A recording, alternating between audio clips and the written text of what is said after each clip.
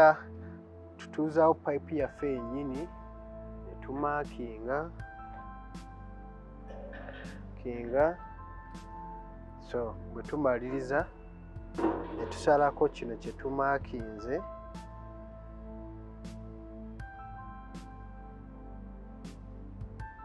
ekibanga kye tutuuzaawo wano then enkuku ezinaatuula nga vuli eriyitamu. Kiddako kukasala.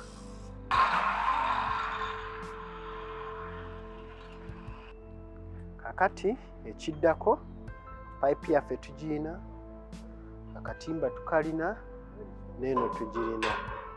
Kakati tuteekawo wano bwe tuti ne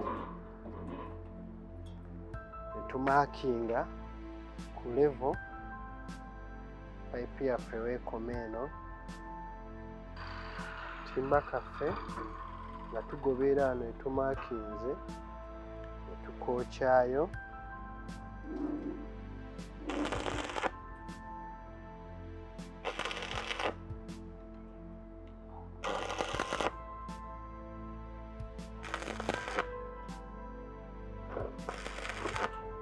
Kiddako kuyunga pipe yaffe wano.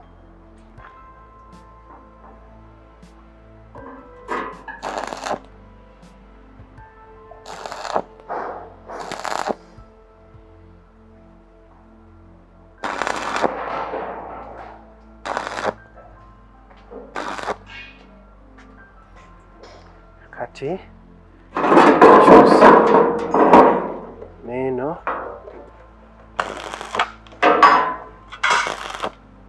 ng'omaze okuyunga oyongerako omuliro okukigumya ate tudde ku mutendera oguddako.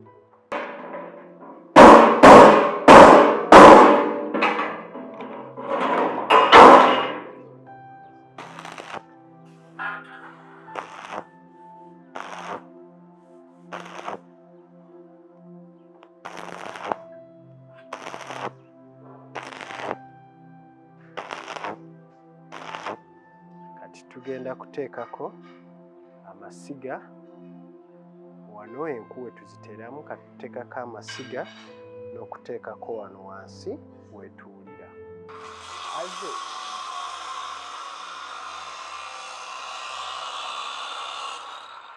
Obutayimbwa bwaffe obwa 10mm bwe buno bwe tugenda okukozesa ng'amasiga ku sigiri yaffe. Kaakati kiddako kwokyako obutayimbwa bwaffe kuno, okwokyeza amakati paati amakati ekitundu ekimu ne kiba wabweru ekimu ne kiba munda.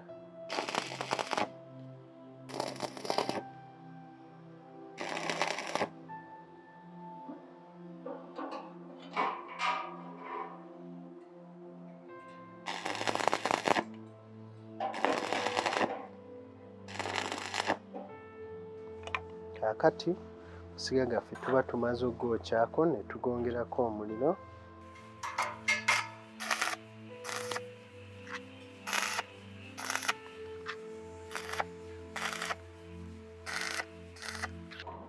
Ekiddako kwokyako kabaati kaffe eno wansi evvu gye lifulumira.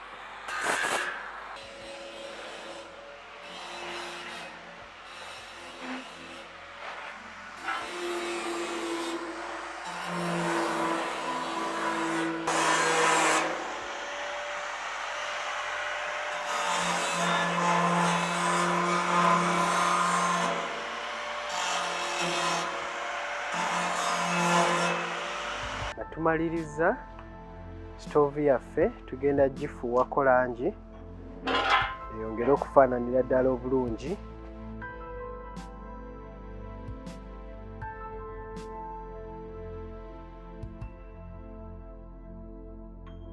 Teekamu enku tukume.